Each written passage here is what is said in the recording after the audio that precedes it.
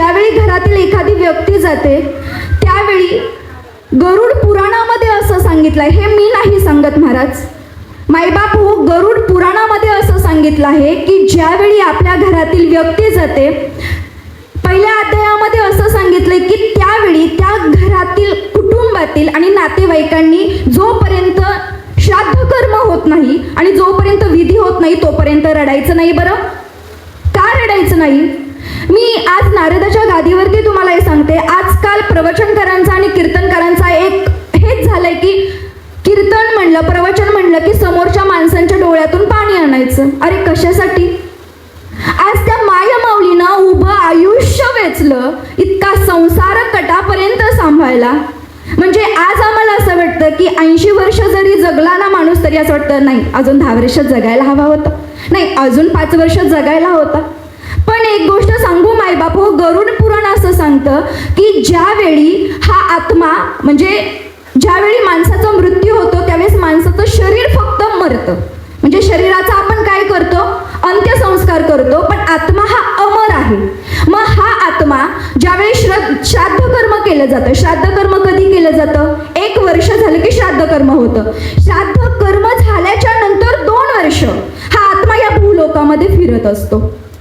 मग आता तुम्ही म्हणताल की हे कसं काय शक्य आहे? तर हा आत्मा 2 वर्ष फिरत असताना जर ह्या आत्म्याला तहान लागली आणि जर चुकून जर त्यांच्या मुलाबाळांनी त्यांच्या नातेवाईकांनी जर डोळ्यातून अश्रू काढले आणि ह्या आत्म्याला जर तहान लागली तर ते अश्रू त्याला पाणी म्हणून प्यावं लागतं. मायबाप हो, सांगा की आता की तुमचं रडणं योग्य की अयोग्य? आपला कळवळा निघतो, आपलं दुःख बाहेर निघतं, पण मायबाप हो त्या दुःखाचा त्या आत्म्याला त्रास होत असतो. कधी कधी असं म्हटलं जातं की माणूस मेला की त्याच्यासोबत सगळं काही गेलं. कसं शक्य आहे? अरे आत्मा जिवंत आहे. असं म्हटलं जातं की एक आत्मा 7 वर्ष पुन्हा पुन्हा जन्म घेत असतो. मग आत्मा मरेल? शरीर मेले पण आत्मा जिवंत आहे. आज हा आत्मा भूलोकात फिरत असताना त्या आत्म्याला कधी शांती मिळते? ज्यावेळी तुम्ही त्यांचे संस्कार व्यवस्थित करत असाल, त्यांचा विधी व्यवस्थित करत असाल आणि जे काही त्यांचं श्राद्ध कर्म असेल ते व्यवस्थित केलं जाईल.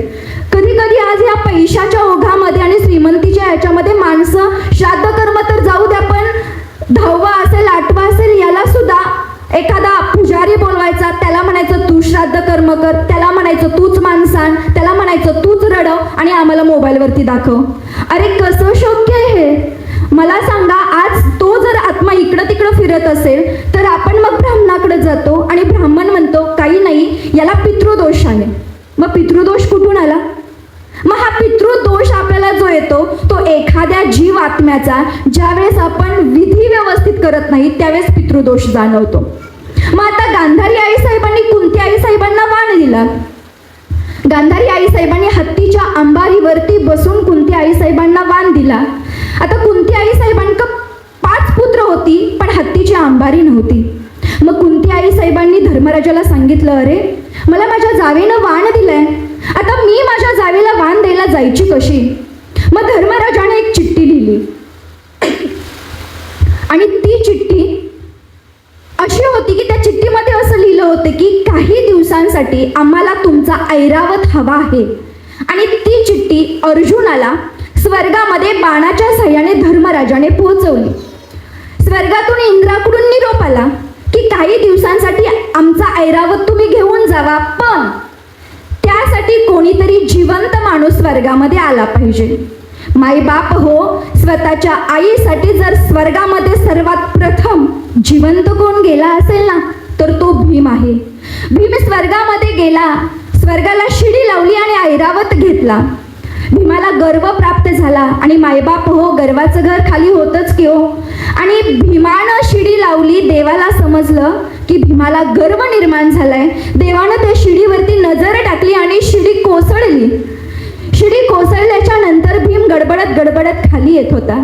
आईनं पदर पसरला देवाकडं, हे देवा माझ्या भीमाला वाचव रे, नाहीतर माझा भीम मरून जाईल. त्यावेळी देवानं सांगावं, नाही नाही आत्या, भीमाला वाचवणं आम्हाला काही शक्य नाही, तुला जमत असेल ते तू करू शकतेस. आई होती ती, आईचा कळवळा होता. मातेच्या चित्ती अवघी बालकाचीच व्याप्ती. आईच्या अंतःकरणामध्ये प्रेमाचा पाजर फुटला. आईनं पदर पसरला आणि त्या भीमाला ऐरावता सहित आपल्या पदरात झेललं. मायबाप हो, भीम एवढा बलाढ्य होता की देवानं सुद्धा नकार दिला. सांगायचं तात्पर्य असं आहे की एका माया माऊलीचं अंतःकरण असं आहे की त्या अंतःकरणाला पाजर फुटला आणि स्वतःच्या आईनं लेकराला पडता पडता आपल्या पदरामध्ये झेललं. मग ती आज गेलेली आई असू द्यात, आमच्या मनीषा आई असू द्यात, आई सत्ययुगातली असू द्यात, द्वापार युगातली असू द्यात, नाहीतर कलियुगातली असू द्यात, आई ही आईच असते. म्हणजे एखादं बाळ जन्माला येण्यापासून त्याचा संबंध त्याच्या आईशी जोडलेला असतो. बाळ जन्माला येण्याच्या अगोदरपासून ती आई त्या बाळावरती प्रेम करत असते, त्याला संस्कार देत असते. आईचं नातं बाळ जन्माला येण्याच्या आधीपासून त्या मातेसोबत जोडलेलं असतं. म्हणजे आईची आणि बाळाची नाळ जन्माला आल्यापासून, म्हणजे ते लेकरू आईच्या पोटात असल्यापासून त्या लेकराचा जेव्हा जन्म होतो तेव्हाच ती नाळ डॉक्टरांकडून तुटली जाते. पण मला सांगा मायबाप हो, आईची आणि लेकराची नाळ जरी तुटली तरी त्यांच्या मनाची नाळ ही आयुष्यभरासाठी जोडलेली असते. ती नाळ तुटेल? आईच्या चित्तामध्ये, आईच्या अंतःकरणामध्ये फक्त लेकरूच असतं. म्हणून तर जगद्गुरु तुकोबराय म्हणतात, लेकुराचे हित वाहे माऊलीचे चित्त. मग ही माऊली नेमकी कोणती? की जी आई स्वतःच्या लेकराला कधीही स्वार्थानं विचारत नाही. आपलं लेकरू कितीही मोठ्या पदावर असलं तर त्याला पगार विचारत नाही. आपल्या लेकराला जर काही झालं ना, आपलं लेकरू कितीही दमून भागून येऊ देत, ती बिचारी त्याच्या समोर उभी असते. पण एक सांगू मायबाप हो, स्वामी तिन्ही जगाचा आई विना भिकारी. तुमच्याकडे काहीही असू द्यात आणि तुमच्याकडे तुमची आई नसू द्यात, सगळं नसल्याची जाणीव होते. म्हणजे 16 आठवडे उलटी केल्यावर, 40 आठवडे पोटात ठेवल्यावर, 12 तास लेबर पेनमध्ये राहिल्यानंतर, जगभराची सुई टोचल्यानंतर, टाक्यांचा घाव सहन केल्यानंतर, मायबाप हो, एका स्त्रीला हेच ऐकून घ्यावं लागतं, अरे मुलगा तर त्याच्या बाबावर गेलाय, काही हरकत नाही. पण एक गोष्ट सांगू मायबाप हो, जेव्हा तेच लेकरू त्याच्या आयुष्यामध्ये सक्सेस होतं, त्याच्या आयुष्यामध्ये नावा रूपाला येतं, नवे नवे समाजामध्ये स्वतःचं अस्तित्व निर्माण करतं ना, तेव्हा तीच माणसं म्हणतात, शेवटी काय, आईचेच संस्कार, आईचेच संस्कार. नाही हो, आईचे संस्कार हे फक्त आईच करू शकते. असं म्हटलं जातं की आई वडिलांचंही प्रेम देते आणि आईचंही प्रेम देते. म्हणजे आ म्हणजे आत्मा आणि ई म्हणजे ईश्वर, या दोघांचं संगोपन जिथं होतं ना, त्याला आई म्हणायचं. बरं, मग या जगाच्या पाठीवरती आई माऊली हे फक्त 2च व्यक्तींना म्हटलं गेलं. उभ्या विश्वाचा मालक म्हणजे ज्यांनी या समाजाला आईचंही प्रेम दिलं आणि बापाचंही प्रेम दिलं, ते म्हणजे आमचे ज्ञानोबा माऊली. आणि दुसरी म्हणजे की जी 9 महिने 9 दिवस स्वतःच्या लेकराला पोटात ठेवते आणि जन्माला घालते, ती म्हणजे आमची आई माऊली. जगाच्या पाठीवरती फक्त 2च माऊली झाल्या. म्हणजे विचार करा, देवानं देवासारखे आईवडील आपल्याला दिले. मायबाप हो, तुम्हाला जर देवाकडे काही मागायचं असेल ना, हात जोडून फक्त एकच मागा की देवा, मला काही नको, फक्त माझ्या आई वडिलांची इच्छा पूर्ण कर. तुम्हाला स्वतःसाठी देवाकडे काहीही मागायची गरज पडणार नाही. कारण देवानं आपल्याला देवासारखे आई बाप दिले. म्हणजे आपण ज्या आईच्या उदरामध्ये जन्म घेतला तिथंच आपण भाग्यवान ठरलो. म्हणजे एक आई जेव्हा बालकाला जन्म देते ना मायबाप हो, आई पूर्व जन्माची पुण्याई असावी, जन्म जो तुझ्या गर्भात घेतला, पाहिलं नव्हतं जग तरी 9 महिने श्वास स्वर्गात घेतला, 9 महिने श्वास स्वर्गात घेतला. म्हणजे हे जग पाहिच्या अगोदर जे आपल्यावरती उदार अंतःकरणानं प्रेम करते ना मायबाप हो, ती आई असते, ती आई असते. तुम्ही कितीही दमून भागून येऊ द्या, तुम्ही जर रात्रीचं जेवला नसेल ना मायबाप हो, अख्खं घर झोपी जातं, पण ती बिचारी माता माऊली आई आपली वाट बघत असते. अरे माझं लेकरू आलेलं नाही. अहो कधी लेकरू चुकलं ना, तर त्या लेकराला स्वतःच्या मिठीमध्ये कवटाळून घेते आणि म्हणते, बाळा, अरे बाबांना कळलं तर ओरडतील रे, असं नको करू पुन्हा बाळा. आपल्या लेकराला जवळ घेताना आई त्याला प्रेमाने सांगते, बाळा, माझी एकच इच्छा आहे, आयुष्यामध्ये कधी व्यसन करू नको बरं का बाळा, आयुष्यामध्ये कधी वाया जाऊ नको बाळा, कधीही कुठल्या सत्तेची, कधीही कुठल्या प्रॉपर्टीची जिला आस नसते, आशा नसते ना, ती म्हणजे आई. कधीच आई म्हणत नाही की बाळा हा फ्लॅट माझ्या नावावर कर, बाळा 2-4 एकर माझ्या नावावर कर. कधीच म्हणत नाही. त्या आईचं अंतःकरण असं असतं की तिच्या अंतःकरणामध्ये फक्त त्याच्या लेकराबद्दलचा जिव्हाळाच असतो. बायकोच्या सांगण्यावरून एक प्रसंग सांगते. बायकोच्या सांगण्यावरून एका मुलानं आपल्या आईचं काळीज कापून घेतलं आणि काळीज कापून घेतल्यानंतर तो रस्त्यानं चालत असता असता त्याला रस्त्याने ठेच लागते. ठेच लागल्यानंतर हातातलं काळीज उडून साईडला पडतं, बाजूला पडतं आणि ती लेकरू गडबडत खाली पडलेलं असतं. ते कसं तरी स्वतःला सावरतं, पण योगाने ते काळीज परत हळूच उडत त्या मुलाजवळ येतं आणि म्हणतं, बाळा, अरे बाळा, लागलं का रे तुला? अरे किती धावपळ करशील रे बाळा, स्वतःला सांभाळ. अरे तुझ्या शर्टाला बघ माती लागले, अरे तुझ्या गुडघ्यातून रक्त येते रे बाळा, किती स्वतःला त्रास करून घेतो रे बाळा. कोण सांगते? एक आईचं काळीज, मेलेल्या आईचं काळीज सुद्धा उडून येतंय ना आपल्या लेकराची काय करतंय, चौकशी करतंय. आज 21व्या शतकामध्ये सायन्स टेक्नॉलॉजी आली. आम्हाला आमच्या मेंदूचा स्कॅन करता आला, आम्हाला आमच्या छातीचा स्कॅन करता आला, नवे आम्हाला आमच्या शरीरामधल्या सगळ्या प्रत्येक पार्टचा स्कॅन करता आला. पण जगद्गुरु तुकोबराय सांगतात, जेव्हा या टेक्नॉलॉजीमध्ये जेव्हा आईच्या चित्ताचं स्कॅनिंग करण्याची मशिनरी जेव्हा प्राप्त होईल ना या महाराष्ट्राला, तेव्हा तिच्या चित्तामध्ये फक्त तिचं लेकरूच असेल, फक्त तिचं बाळच असेल आणि लेकरांबद्दलचाच कळवळा आणि अंतःकरणामध्ये भाव असेल. कितीही दमलेली असू द्या आई, कितीही तिला त्रास झालेला असू द्या, लेकरू दिसलं तर त्याला कारणही विचारत नाही की बाळा तू का हसतोयस. लेकरू दिसलं त्याला कारणही विचारत नाही, बाळा तू का रडतोयस. आपोआप डोळ्यातून आसवे येतात ना, ती म्हणजे आई असते.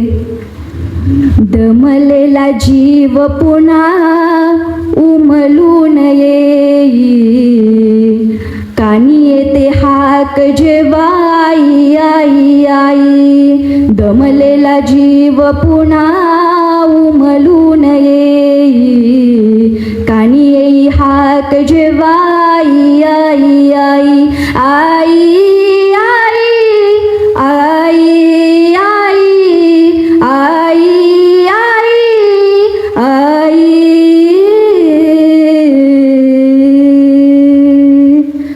कितीही कष्ट असू द्या हो बिचाऱ्या माय माऊलीच्या मागं, कधीच आपल्या लेकराला दाखवत नाही की तिला त्रास झालाय, तिला त्या गोष्टींचा त्रास होतोय.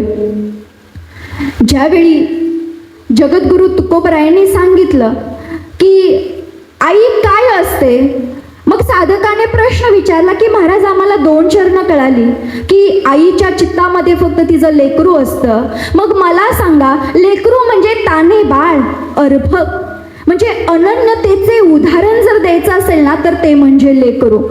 म्हणजे चातक, चकोर, कृपण, मनुष्य, पतिव्रता आणि त्याच्यानंतर जर कोण असेल तर ते लेकरू. मग लेकराला आपली आई कितीही कुरूप असली आणि तिच्या समोर जर एखादी अप्सरा किंवा विश्वसुंदरी जरी उभी केली ना मायबाप हो, माऊली ज्ञानोबराय सांगतात ओवीमध्ये की त्या लेकराला कितीही आपली माय कशी असू द्यात, गबाळी असू द्यात, प्रोफेशनल असू द्यात किंवा त्या रंभेपेक्षा, त्या अप्सरेपेक्षा किंवा एखादी विश्वसुंदरी जरी उभी केली ना तरी ते लेकरू आणि आपुली माये खूपच जरी आहे, आणि आपुली माये खूपच जरी आहे, जे जे ते नोये स्नेह पुरेकी. तरीही ते बालक ते बाळ त्या अप्सरेकडे न जाता स्वतःच्या आईकडे जातं. का हो माय माऊली, का जात असेल?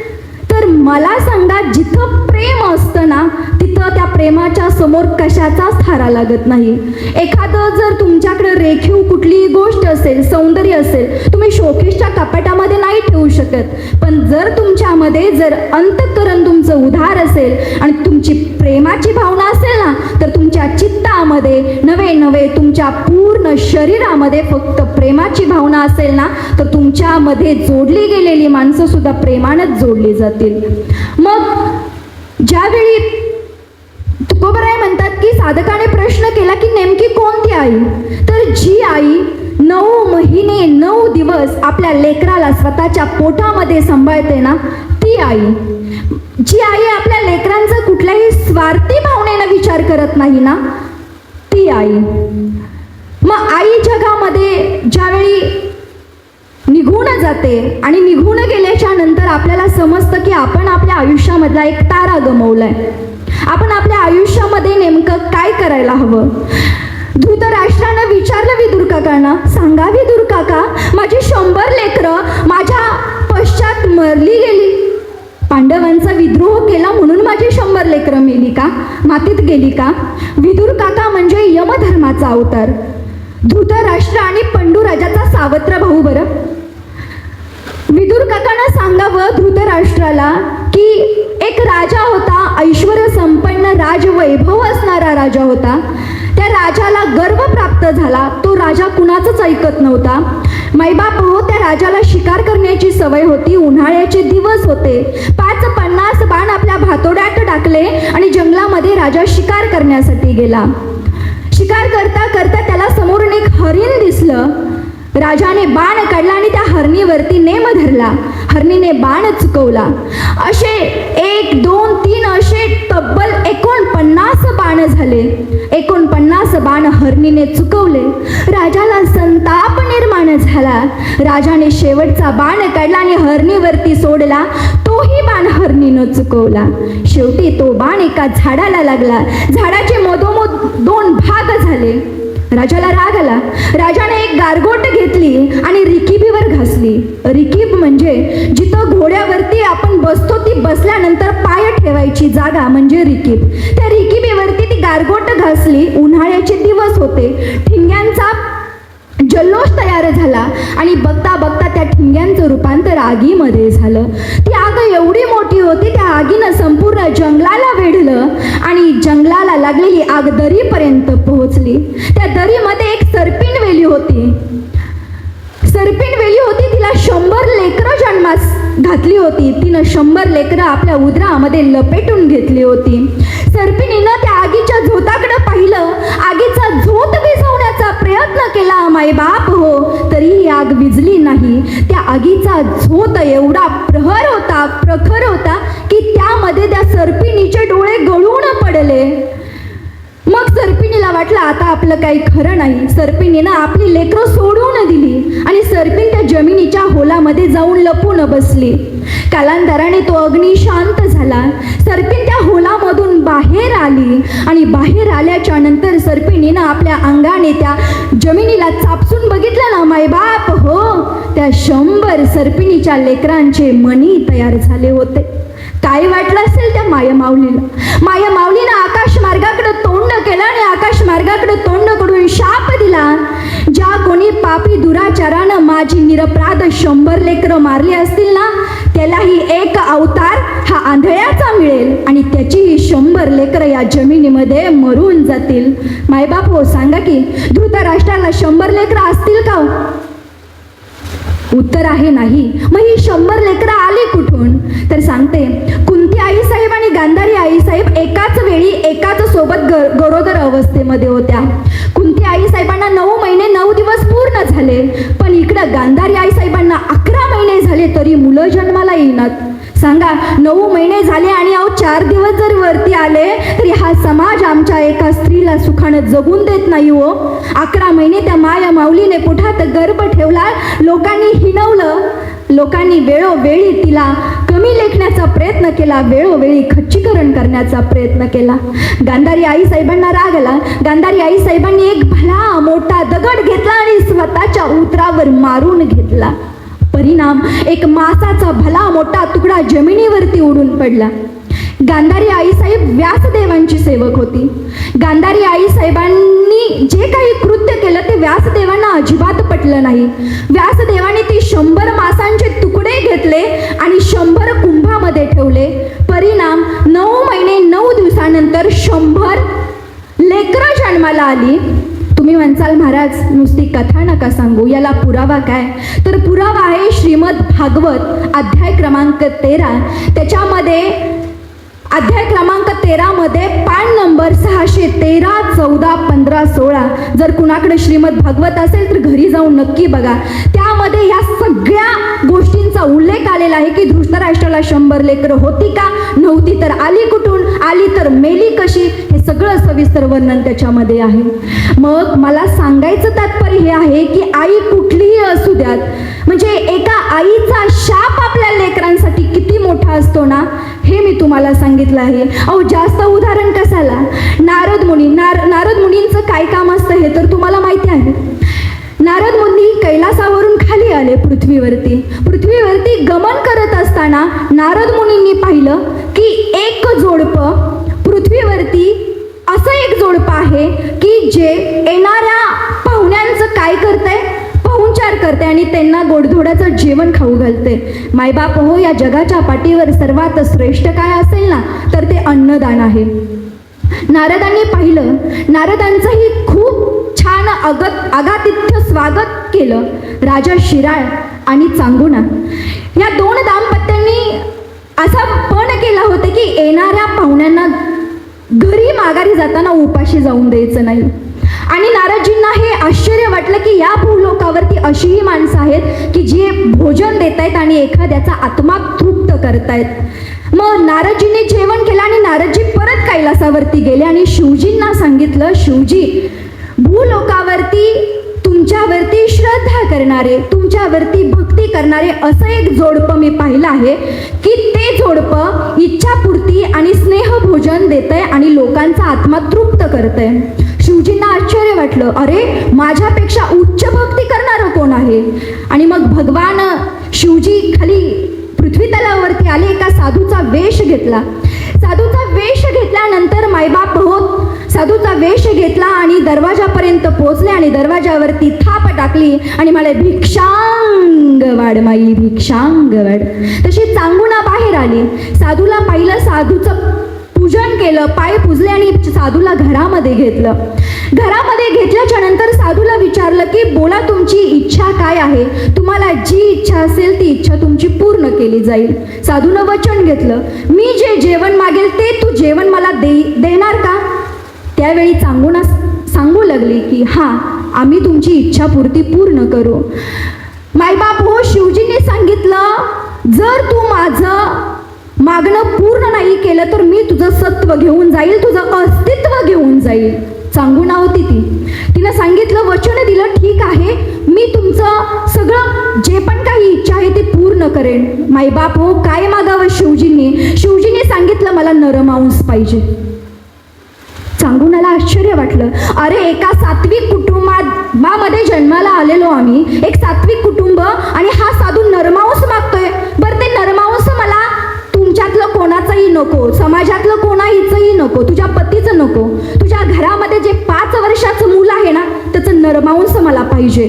काय वाटलं असेल त्या आईला, 9 महिने 9 दिवस पोटात ठेवले आणि हा साधू माझ्या मुलाचं नरमांस मागतोय, ते पण 5 वर्षाच्या बालकाचं. अरे मी काय अपराध केलाय. पण भीती होती की हा साधू आपलं सत्व घेऊन जाईल, वचन दिलंय. ठीक आहे म्हटली आणि पाकघरात गेली. पाक म्हणजे स्वयंपाकघरात गेली आणि आपल्या लेकराला आवाज दिला, बाळ चिलिया. तसं ते 5 वर्षाचं लेकरू पळत पळत आईकडे येतं आणि आई त्याला विचारते की बाळ चिलिया, या साधूला तुझं नरमांस पाहिजे. मायबाप हो, त्यावेळी त्या लेकरानं उत्तर काय द्यावं ते ऐकून अंगावरती सळसळून काटा यावा तसा अंगावरती सळसळून काटा आला. त्या मायमाऊलीच्या अंगावरती काटा आला. मायमाऊली विचारती झाली, बाळ चिलिया, तुझं नरमांस मागतोय तो साधू. त्यावेळी तो चिलिया सांगू लागतो, जर तो साधू तुला नरमांस मागतोय आणि जर त्या साधूची भूक भागत असेल आणि जर आई तुझं सत्व वाचणार असेल ना तर आई तू मला बिनधास्तपणे मारून टाक. अगं आई, मी तुझ्या उदरामध्ये, तुझ्या कुशीमध्ये जन्म घेऊन तुझी कूस पवित्र केली. मातेच्या डोळ्यातील अश्रू वाहत होते. मातेने एक धारदार शस्त्र घेतला आणि बाळाच्या नरड्यावरती ठेवलं आणि बाळाचं मुंडकं उडून साईडला पडलं. धडधडत होतं. आईनं ते लेकरू घेतलं, एका भरणीमध्ये ठेवलं आणि नंतर त्या धडाचं आईनं काय केलं तर नरमांसाचं जेवण तयार केलं, जेवणाचं ताट तयार केलं. साधूकडे गेली आणि चांगुणा बोलू लागली की साधू, मी तुमच्यासाठी जेवण तयार केले, जेवायला बसा. साधू सांगता झाला, मी एकटा जेवायला माझ्यासोबत जेवायला बसव. अरे स्वतःच्या लेकराचं नरमांस खावं. त्यावेळी चांगूना सांगू लागते, अहो अहो धनी 9 महिने 9 दिवस या लेकराला मी पोटात ठेवले. 2-3 घास तरी खावा, म्हणजे 2-3 महिने तुम्ही तुमच्या लेकराचा सांभाळ केल्याची जाणीव तुमच्या पोटामध्ये निर्माण होईल. 2 घास तरी खाऊन घ्या. नाही म्हणू नका, माझं सत्व जाईल, माझं सत्व जाईल. तो बापही तिथं जेवायला बसला. त्या साधूने एक घास मोडला, तोंडाजवळ ठेवला आणि साधू म्हणाला, मी हे अन्न खाऊ शकत नाही, याच्यामध्ये मुंडकं नाहीये. माईबाप हो काय वाटलं असेल त्या आईला. मी आता तुझं सत्व घेऊन चाललो, तू माझ्याशी लबाडी केली आहेस. त्यावेळी चांगूना सांगू लागते, नाही नाही माझं सत्व काही घेऊन जाऊ नका, आता जाते आणि त्या मुंडक्याचा स्वयंपाक करून आण. त्यावेळी तो साधू म्हणतो, नाही नाही तसं नाही, तू माझ्याशी लबाडी केली ना, ते मुंडकं आणायचं, उखळात घालायचं आणि त्याला मुसळानं टेचायचं. आणि टेचत असताना डोळ्यातून अश्रू येऊन द्यायचे नाहीत. अंगाई गीत म्हणत म्हणत ते मुंडकं टेचायचं. आणि चांगुणाच्या तोंडातून अंगाई गीत चालू झाली. बाळा कशी गाऊ अंगाई, अभागी तुझी रे आई. बाळा कशी गाऊ अंगाई, अभागी तुझी रे आई. मुसळानं ते मुंडकं टेचलं, घरात गेली, पाकघरातून स्वयंपाक करून आणला आणि त्या साधूच्या समोर ताट तयार केलं आणि म्हटली, महाराज स्वयंपाक तयार आहे. त्या साधूनं एक घास मोडला, परत तोंडाजवळ नेला आणि तो साधू म्हटला, आता तर मला तुझ्या घरचं जेवणच नकोय. काय वाटलं असेल ते माय माऊलीला. स्वतःच्या लेकराचं धड कापून दिलं, स्वतःचं लेकरूचं मुंडकं उचलात टेचून त्याचा स्वयंपाक केला ना. आता साधू म्हणतोय, मी तुझं सत्व घेऊन चाललो, मला आता म्हणजे तुझ्या घरचं जेवण नकोय.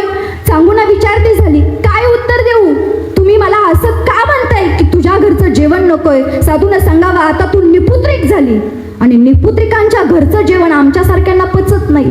माया माऊलीला राग आला, बाहेर आली, आकाश मार्गाकडे तोंड केलं आणि भगवंताकडे विनवणी केली, अरे देवा काय पाप केलं रे. त्या साधूच्या सांगण्यावरून 9 महिने 9 दिवस माझ्या उदरामध्ये सांभाळलेल्या माझ्या लेकराचा बळी दिला. अरे देवा कुठून दुर्बुद्धी सुचली रे, आणि येड्या गबाळ्याचं मी ऐकलं रे देवा. देवा माझ्या लेकराला तू मारलेस देवा, मी तुला शाप देते देवा. जर माझ्या लेकराला परत केलं नाहीस तर मीही माझा जीव या क्षणी इथंच देणार आहे. मग शिवजींनी आपला साधूचा अवतार जो होता तो अवतार मोडला आणि शिवजी मूळ रूपात आले. भगवंतानं आशीर्वाद दिला आणि भगवंत सांगू लागतात, अगं चांगुणा, ऐकलंस का चांगुणा, मी तुझ्यावरती प्रसन्न झालोय. हा का, तुम्ही माझ्यावर प्रसन्न झालाय, तुम्ही आहे तरी कोण. मी भगवान, अगं मी शिवजी, तुझी खूप श्रद्धा आहे ना माझ्यावरती, मी तुला प्रसन्न झालोय. माग चांगुणा, तुला आज जे पाहिजे ते मिळेल. चांगुणानं शिवजींना नमस्कार केला आणि शिवजींना म्हणाले, तुम्ही खरंच माझं वचन पूर्ण करचाल, मी मागन ते मला देचाल. शिवजी म्हटले, अगं चांगुणा मागून तरी बघ. आईनं डोळे मिटले आणि भगवंताकडे प्रार्थना केली, मला माझं 5 वर्षाचं लेकरू परत दे. आणि शिवजी म्हणाले, अगं चांगुणा मार तुझ्या लेकराला हाक. आणि मग चांगुणा हाक मारती झाली बाळ चिलिया. तसं ते 5 वर्षाचं पोरग नाचत नाचत उड्या मारत मारत आईच्या मांडीवरती येऊन बसलं. आईच्या अंतःकरणाचा पाजर फुटला, आईच्या दुधाला पाजर फुटला, आईच्या डोळ्यातील आसवांना पाजर फुटला आणि त्या बाळाच्या अंगावरून दूध आणि अश्रूचे लोट वाहू लागले. मायबाप हो, सांगायचं तात्पर्य, एखाद्या माय माऊलीने तिच्या अंतःकरणापासून ठरवलं ना तर स्वतःचा लेकराचा जीव सुद्धा माघारी आणते ना, ती आई असते. आणि ती आई जगाच्या पाठीवरती एकदा का निघून गेली ना तर आपल्याला आपलं अस्तित्व नसल्याची जाणीव निर्माण होते. या आईनं आपल्यासाठी खूप केलं. खरं तर ज्यावेळी साधकानं प्रश्न केला तुकोबरायांना की ही आई ओळखली आम्ही, पण ही आई असताना भगवंताकडे आम्ही प्रार्थना कशासाठी करायची. एक गोष्ट सांगू मायबाप हो, तुम्ही तुमच्या आयुष्यामध्ये कितीही चुका केल्या, तुम्ही तुमच्या आयुष्यामध्ये कुठल्याही मार्गाने गेला ना, एक गोष्ट माझी आजच्या प्रवचन सेवेमधून आणि मनीषा आईंच्या या 5.5 महिन्यांच्या विधूतून घरी घेऊन जावा की सगळे गुन्हे जिथे बेनशर्तपणे माफ होतात ना, असं एकमेव न्यायालय म्हणजे आपली आई. आई, असं एकमेव न्यायालय म्हणजे आपली आई. म्हणजे तुम्ही कितीही तुमच्या आयुष्यामध्ये चुकीचं वागला ना तरी त्याच्यावरती पांघरून घालण्याचं काम कोण करत असेल ना तर ती म्हणजे आपली आई आहे. आणि मग एकदा एका बाळाचा जन्म झाला. देवानं सांगितलं की तुला पृथ्वी तलावावरती जायचंय. बाळ रडायला लागलं. बाळानं प्रश्न विचारला की मी पृथ्वीवरती का जाऊ. देवानं सांगितलं की तुझा जन्म आता पृथ्वीवरती होणार आहे. परत बाळ रडायला लागलं. बाळ म्हणाला की मला चालायला कोण शिकवणार. देव म्हटला मी तिथे एक परी पाठवली आहे, ती तुला चालायला शिकवेल. बाळ पुन्हा मोठ्या मोठ्यानं रडायला लागलं आणि बाळ पुन्हा विचारतं झालं की मला तिथं खाऊ कोण देईल.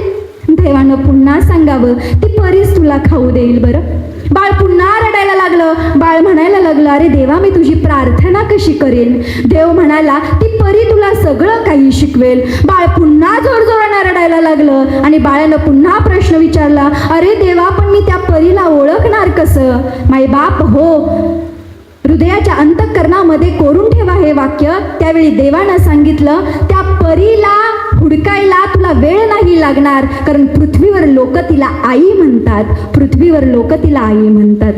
म्हणजे एवढं आईचं सामर्थ्य आहे, एवढं आईचं सामर्थ्य आहे की उगाच देवानं म्हटलं नाही की स्वामी तिन्ही जगाचा आई विना भिकारी. मग ह्या ज्या आपल्या मनीषा आई आहेत आपल्याला सोडून 5.5 महिने झाले गेल्या. पण एक गोष्ट सांगू मायबाप हो, माणूस जन्माला आल्याच्या नंतर त्याला एक ना एक दिवस जावंच लागणार आहे. आणि मग तुम्ही म्हणसाल की मग ह्या व्यक्तीला जात असताना त्याच्या काही इच्छा असतील का. मायबाप हो, एक गोष्ट लक्षात ठेवा, मी असो तुम्ही असो किंवा गेलेली आई असो, जायच्या आधी कमीत कमी 2 ते 3 वेळा यमाचा साक्षात्कार ह्या देहाला होत असतो, ह्या शरीराला होत असतो. मग त्यावेळी आपल्या अंतःकरणामध्ये काही इच्छा प्राप्त होतात, काही आठवणी प्राप्त होतात. मला असं वाटतं की मनीषा आईंना सुद्धा ज्यावेळी त्या शेवटच्या स्टेजवरती असतील ना तेव्हा त्यांच्या अंतःकरणामध्ये ह्या कुटुंबाचं भलं व्हावं, माझ्या सुनाबाळांचं चांगलं व्हावं, माझ्या नातवंडाचं चांगलं व्हावं, अरे माझ्या मुलाबाळांनी सुखाचा संसार करावा, माझ्या नवऱ्यानं आयुष्यभर माझ्यासाठी काबाड कष्ट करून पूर्ण आयुष्य माझ्यासाठी आणि माझ्या कुटुंबासाठी वेचलं ना त्या नवऱ्याचं चांगलं व्हावं, असं मरते समयी त्यांच्या अंतःकरणामध्ये ही जाणीव झाली असेल. मग तुम्ही म्हणसाल की महाराज याला पुरावा आहे का, की तुम्ही कशावरून सांगताय की हा मृत आत्मा मरायच्या आधी जी इच्छा आपल्या मनामध्ये ठेवतो ती इच्छा, हा आत्मा जोपर्यंत जिवंत आहे तोपर्यंत ती इच्छा ही मरत नाही, ती इच्छा सुद्धा जिवंत राहते. तर माऊली ज्ञानोबराय सांगतात एरवी तरी साधारण उरी आदळलिया मरण, जो आटू धरी अंतःकरण तेची होईजे.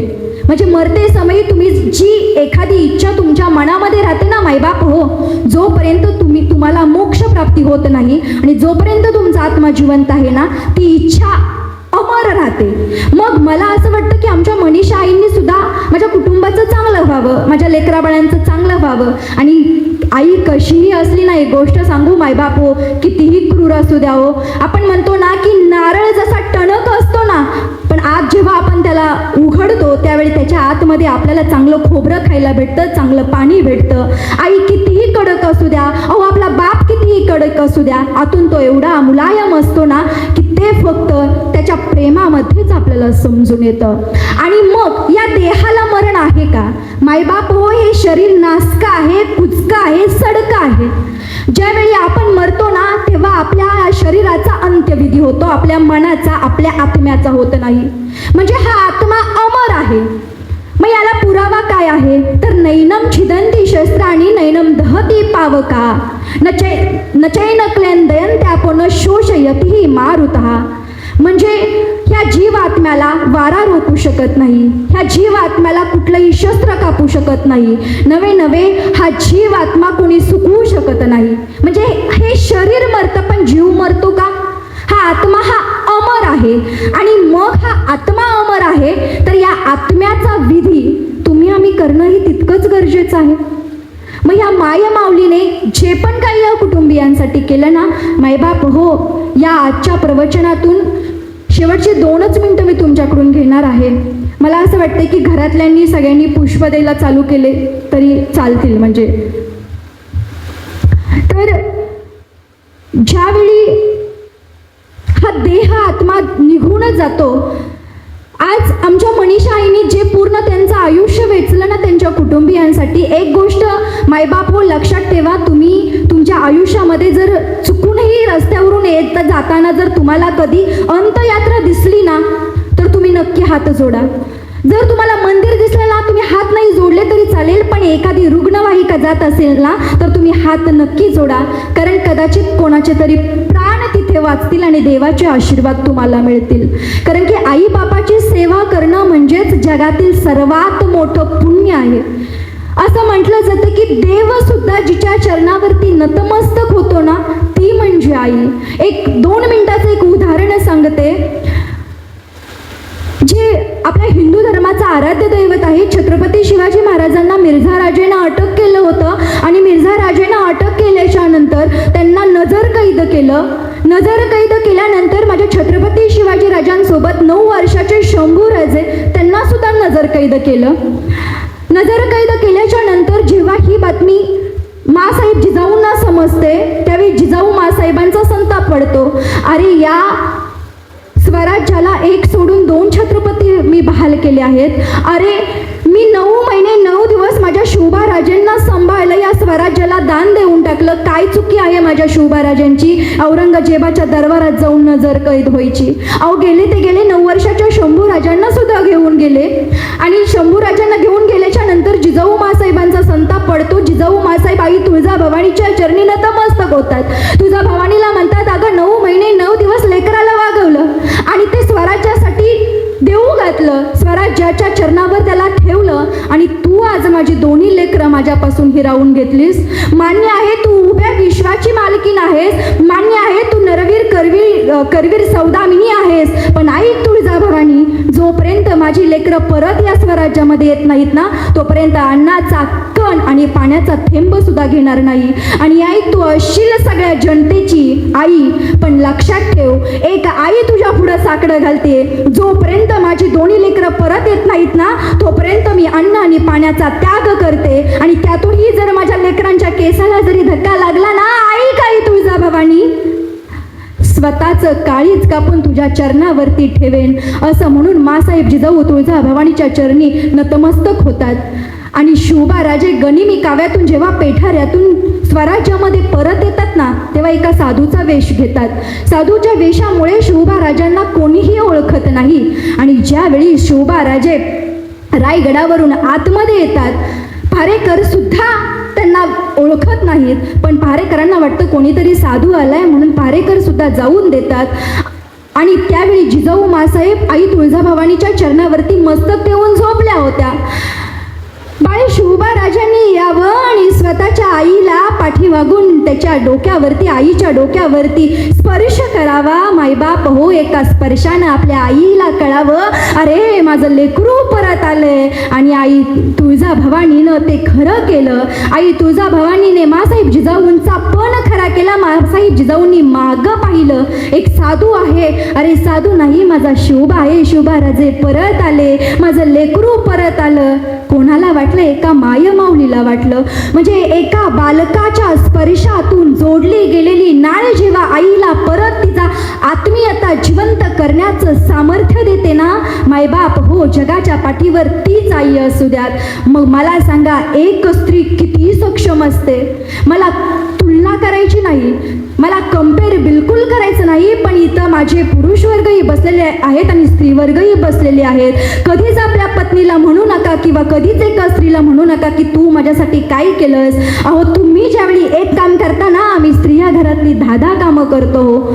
ज्यावेळी 2 दिवस तुम्हाला लेकरू सांभाळायला दिलं जातं ना तुमचं जीव नाक मुठीत येतो, पण ती माया माऊली लेकरासोबत तुमचं कुटुंब सांभाळते, तुमचं नातेवाईक सांभाळते, तुमच्या घराला घरपण देते ना. त्या आईला आणि स्त्रीला कधीच तू माझ्यासाठी काय केलं म्हणून प्रत्युत्तर विचारू नका मायबाप हो, कारण ती आई असते. आ म्हणजे आत्मा आणि ई म्हणजे ईश्वर. म्हणजे प्रत्यक्षात ईश्वरानं तुम्हाला ईश्वर तुमच्या घरामध्ये तुमच्या पायाजवळ आणून दिलेला आहे. फक्त त्यांची सेवा करा, त्यांच्या चरणावरती नतमस्तक करा. मग लेकुराचे हितवाही माऊलीचे चित्त ऐसी कळवळ्याची जाती करी लाभावी न प्रीती. पोटी भार वाहे त्याचे सर्वस्वही साहे, तुका म्हणे माझे तुम्हा संतावरी ओझे. जगद्गुरु तुकोबराय शेवटी सांगू लागतात साधकाला, अरे म्हणजे ही आई या कुटुंबाचा सांभाळ करते ना, मग मला लोकांसाठी काही करण्याची गरजच नाही. कारण आईमध्ये जितकं सामर्थ्य आहे ना तेवढं माझ्यावरती नाही. मग माझ्यावरती जे काही ओझं आहे ना भगवंता, ते मी तुझ्यावरती सोपवून मोकळा झालो. कारण या जगाच्या पाठीवर आई ते ओझं झेलण्यासाठी खंबीर आहे. आणि आईचा जो कळवळ आहे, आईचं जे अंतःकरण आहे, ते माझ्यासारख्या एका पामरानं काय सांगावं. म्हणून मी तुम्हाला जाता जाता एवढंच सांगेन की मायबाप हो, आपल्या घरामध्ये आपली आई असू द्यात, वडील असू द्यात, आपल्या जोपर्यंत आपली व्यक्ती जिवंत आहे ना गड्या, तोपर्यंत आई वडिलांना कधी दुखवू नका. मी एक सांगू, मी पण एक सून आहे, मी पण एक बायको आहे, मी पण कोणाची तरी आई आहे. मायबाप हो, मलाच सगळ्या गोष्टी समजतात असं नाही, किंवा तुम्हा सगळ्यांनाच सगळ्या गोष्टी समजत असतील असं नाही. कोणच आईच्या पोटातून कुठलीच गोष्ट शिकून येत नाही. पण एक ठराविक वयामध्ये आपल्याला आपल्या गोष्टींची जाणीव निर्माण होते.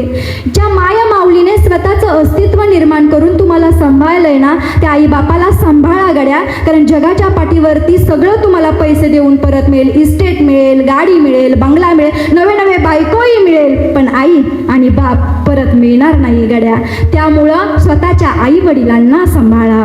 पुंडलिक वरदेव हरी विठ्ठल श्री ज्ञानदेव तुकाराम. पंढरीनाथ भगवान की जय. माऊली ज्ञानेश्वर महाराज की जय. जगद्गुरु तुकाराम महाराज की जय.